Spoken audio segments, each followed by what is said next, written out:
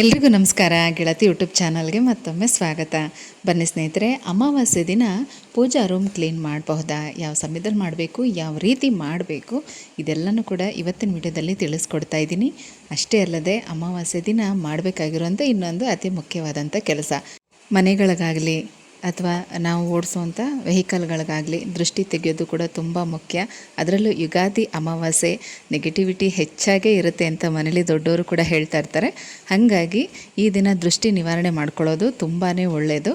ಹಾಗಾಗಿ ಅದನ್ನು ಕೂಡ ಇದೇ ವಿಡಿಯೋದಲ್ಲಿ ತಿಳಿಸ್ಕೊಡ್ತಾ ಇದ್ದೀನಿ, ಯಾವ ರೀತಿ ಯಾವ್ಯಾವ ವಸ್ತುಗಳನ್ನು ಹಾಕಿ ಗಾಡಿಗಳಿಗೆ ದೃಷ್ಟಿ ನಿವಾರಣೆ ಮಾಡ್ಕೋಬಹುದು ಅಂತ. ಯಾವುದೇ ರೀತಿ ಗಾಡಿ ಆಗಿರಬಹುದು, ಬೈಕು, ಆಟೋ, ಕಾರುಗಳು ಅಥವಾ ನೀವು ವ್ಯಾಪಾರ ಮಾಡುವಂಥ ಗಾಡಿಗಳಾಗಿರಬಹುದು, ಎಲ್ಲದಕ್ಕೂ ಕೂಡ ಇದನ್ನು ಕಟ್ಟಬಹುದು. ನಾಳೆ ಅಮಾವಾಸ್ಯೆ ದಿನ ಕಟ್ಟೋದು ತುಂಬಾ ಒಳ್ಳೆಯದು.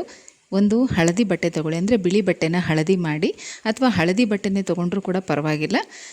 ಇಲ್ಲ ಅಂದರೆ ಬಿಳಿ ಬಟ್ಟೆಗೆ ಸ್ವಲ್ಪ ಅರಿಶಿನ ಹಚ್ಚಿ ಅದನ್ನು ಒಣಗಿಸಿ, ಅದರಲ್ಲಿ ಒಂದು ಸ್ವಲ್ಪ ಕಲ್ಲುಪ್ಪು, ಒಂದು ಅರಿಶಿಣ ಕೊಂಬು, ಒಂದು 6 ಲವಂಗ, 11 ಕಾಳು ಮೆಣಸು, ಇದಿಷ್ಟನ್ನು ಸೇರಿಸಿ ಈ ರೀತಿ ಗಂಟು ಕಟ್ಟಿ ದೇವ್ರ ಮನೇಲಿಟ್ಟು ನಮಸ್ಕಾರ ಮಾಡಿಕೊಂಡು ಅದಕ್ಕೊಂದು ಸ್ವಲ್ಪ ಅರಿಶಿನ ಕುಂಕುಮ ಹಚ್ಚಿ ಪೂಜೆ ಮಾಡಿ ಆಮೇಲೆ ನಿಮ್ಮ ಗಾಡಿಗಳಿಗೆ ಕಟ್ಟಬೇಕು. ತುಂಬ ಒಳ್ಳೆಯದು. ಇದರಿಂದ ಯಾವುದೇ ರೀತಿ ಸಣ್ಣ ಪುಟ್ಟ ತೊಂದರೆಗಳಾಗುವಂಥದ್ದಿದ್ದರೆ ಅದೆಲ್ಲ ನಿವಾರಣೆ ಆಗುತ್ತೆ. ದೃಷ್ಟಿ ದೋಷಗಳಿದ್ದರೆ ಅದು ಕೂಡ ನಿವಾರಣೆ ಆಗುತ್ತೆ.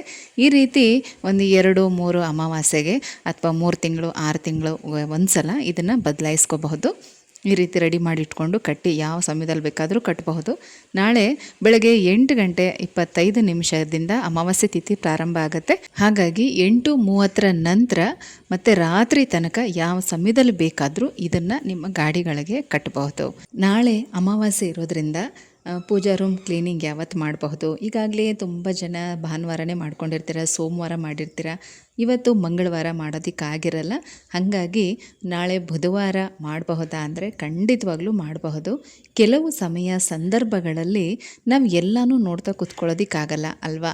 ಹಾಗಾಗಿ ಯಾರೆಲ್ಲ ಈಗಾಗಲೇ ಪೂಜಾ ರೂಮ್ ಕ್ಲೀನ್ ಮಾಡಿಲ್ವೋ ಅಂಥವರು ನಾಳೆ ಬೆಳಗ್ಗೆ ಬೇಗ ಎದ್ದು ದೇವ್ರ ಸಾಮಾನೆಲ್ಲ ತೆಗೆದು ಇಟ್ಬಿಡಿ.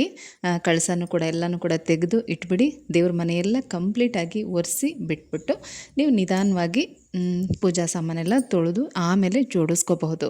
ಅಥವಾ ಸಾಧ್ಯವಾದರೆ ಬೆಳಗ್ಗೆ 8 ಗಂಟೆ ಒಳಗಾಗಿ ನೀವು ದೇವ್ರ ಸಾಮಾನೆಲ್ಲ ತೆಗೆದು ತೊಳೆದು ಪೂಜಾ ರೂಮೆಲ್ಲ ಒರೆಸಿ ಎಲ್ಲ ಜೋಡಿಸ್ಕೊಳ್ಳೋಕ್ಕೆ ಸಾಧ್ಯ ಆದರೆ ಮಾಡ್ಕೊಳ್ಳಿ. ಆಗಲಿಲ್ಲ ಅಂತಂದರೆ ಅಟ್ಲೀಸ್ಟ್ ದೇವ್ರ ಸಾಮಾನೆಲ್ಲ ತೆಗೆದು ಪೂಜಾ ರೂಮೆಲ್ಲ ಒರೆಸ್ಬಿಡಿ. ಅಮಾವಾಸ್ಯೆ ಟೈಮಲ್ಲಿ ದೇವ್ರ ಮನೆ ಕ್ಲೀನ್ ಮಾಡಬಾರ್ದು. ಯಾಕಂದರೆ ಅಮಾವಾಸ್ಯೆ ದಿನ ನಾವು ವಿಶೇಷವಾಗಿ ಲಕ್ಷ್ಮೀ ಪೂಜೆ ಮಾಡ್ತೀವಿ. ಹಾಗಾಗಿ ದೇವ್ರ ಮನೇನ ಆ ದಿನ ಕ್ಲೀನ್ ಮಾಡಬಾರ್ದು. ಒಂದಿನ ಮೊದಲೇ ಕ್ಲೀನ್ ಮಾಡಿ ಇಟ್ಕೋಬೇಕು. ಕೆಲವು ಸಂದರ್ಭಗಳಲ್ಲಿ ನಾವು ಮಂಗಳವಾರ, ಶುಕ್ರವಾರ ಅಥವಾ ಹುಣ್ಣಿಮೆ ದಿನ ಬೇಕಾದರೂ ಕ್ಲೀನ್ ಮಾಡಬಹುದು.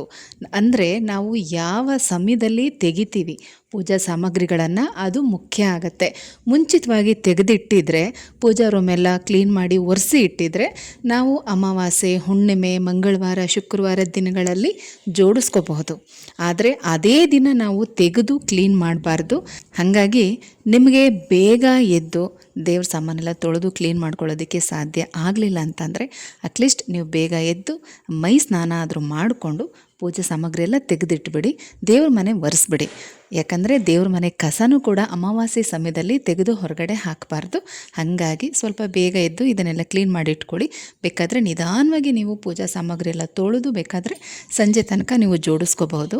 ಅಮಾವಾಸ್ಯೆ ಇರೋದ್ರಿಂದ ಆ ದಿನ ದೀಪ ಹಚ್ಚದೆ ಹಾಗೆ ಇರಬೇಡಿ. ಹಾಗಾಗಿ ಸಂಜೆ ಮೇಲಾದ್ರೂ 2 ದೀಪ ಹಚ್ಚಬೇಕು ದೇವ್ರ ಮನೆಯಲ್ಲಿ. ಮಾರನೇ ದಿನ ಗುರುವಾರ ಹಬ್ಬದ ದಿನ ನೀವು ಆವತ್ತು ಬೇಕಾದರೆ ಕಳಸ ಎಲ್ಲ ಇಡ್ಬೋದು.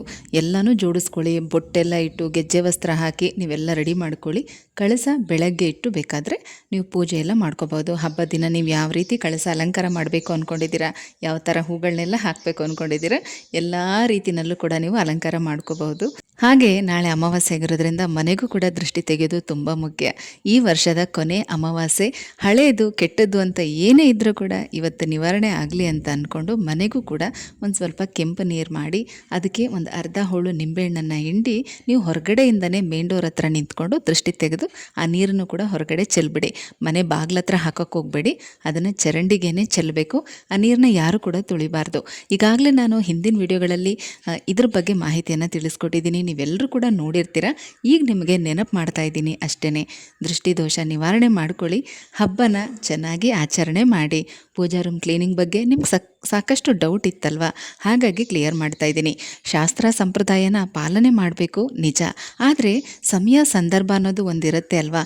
ಒಳ್ಳೆ ಮನಸ್ಸಿಂದ ನಾವು ಏನೇ ಕೆಲಸ ಮಾಡಿದ್ರು ಖಂಡಿತ ಅದರಲ್ಲಿ ಯಾವುದೇ ರೀತಿ ತಪ್ಪಾಗೋದಿಲ್ಲ. ಹೆದರ್ಕೊಳ್ಳೋಕೆ ಹೋಗಬೇಡಿ.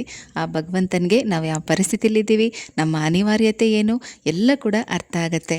ಹಾಗಾಗಿ ಹೇಳ್ತಾ ಇದ್ದೀನಿ, ಸಾಧ್ಯವಾದಷ್ಟು ಎಷ್ಟಾಗುತ್ತೋ ಅಷ್ಟು ಪ್ರಯತ್ನ ಮಾಡಿ. ಸಣ್ಣ ಪುಟ್ಟ ಮಿಸ್ಟೇಕ್ ಆದರೆ ಖಂಡಿತ ತಪ್ಪಾಗೋದಿಲ್ಲ, ಯೋಚನೆ ಮಾಡೋಕ್ಕೆ ಹೋಗಬೇಡಿ.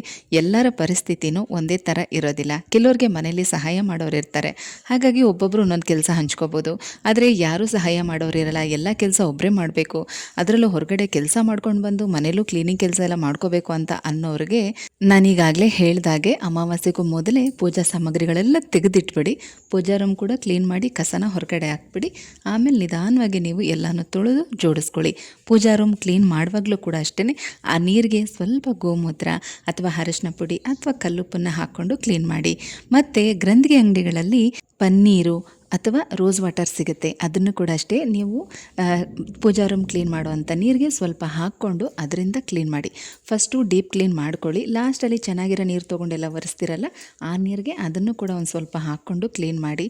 ತುಂಬ ಚೆನ್ನಾಗಿರುತ್ತೆ, ಒಳ್ಳೆ ಪರಿಮಳ ಕೂಡ ಇರುತ್ತೆ.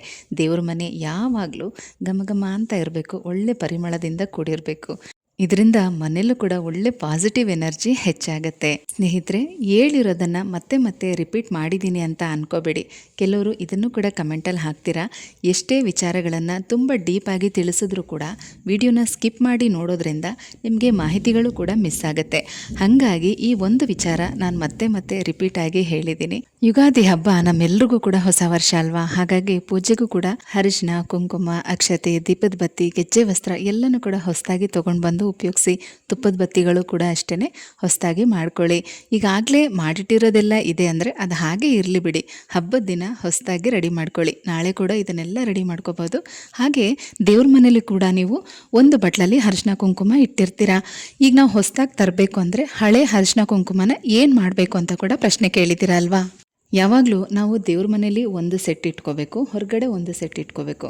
ಈಗ ಹೊರಗಡೆಯಿಂದ ಯಾರಾದರೂ ಮನೆಗೆ ಬಂದಾಗ ಅವ್ರಿಗೆ ಅರಿಶಿನ ಕುಂಕುಮ ಕೊಡೋದಕ್ಕೆ ಮತ್ತು ನಾವು ಹಚ್ಕೊಳ್ಳೋದಕ್ಕೆ ನಾವು ಹೊರಗಡೆ ಸಪ್ರೇಟಾಗಿ 2 ಬಟ್ಲಲ್ಲಿ ಅರಿಶಿನ ಕುಂಕುಮ ಇಟ್ಕೋಬೇಕು. ಅದನ್ನು ಬೇಕಾದರೆ ನಾವು ಹೊರಗಡೆ ಹೊಸ್ಲಿಗಿಡೋದಕ್ಕೂ ಕೂಡ ಉಪಯೋಗಿಸ್ಬೋದು. ಈ ರೀತಿ ನಾವು ಪೂಜಾ ರೂಮ್ ಕ್ಲೀನ್ ಮಾಡುವಾಗ ಹಬ್ಬ ಹರಿದಿನಗಳಲ್ಲಿ ದೇವ್ರ ಮನೇಲಿ ಇಟ್ಟಿರೋಂಥ ಅರಿಶಿನ ಕುಂಕುಮವನ್ನು ನಾವು ಹೊರಗಡೆ ಇಟ್ಟಿರೋಂಥ ಆ ಬಟ್ಲಿಗೆ ಹಾಕ್ಕೋಬೇಕು. ದೇವ್ರ ಮನೇಲಿ ಹೊಸದಾಗಿ ತಂದಿರೋಂಥ ಅರಿಶಿನ ಕುಂಕುಮವನ್ನು ತುಂಬಿಸಿ ಇಡಬೇಕು.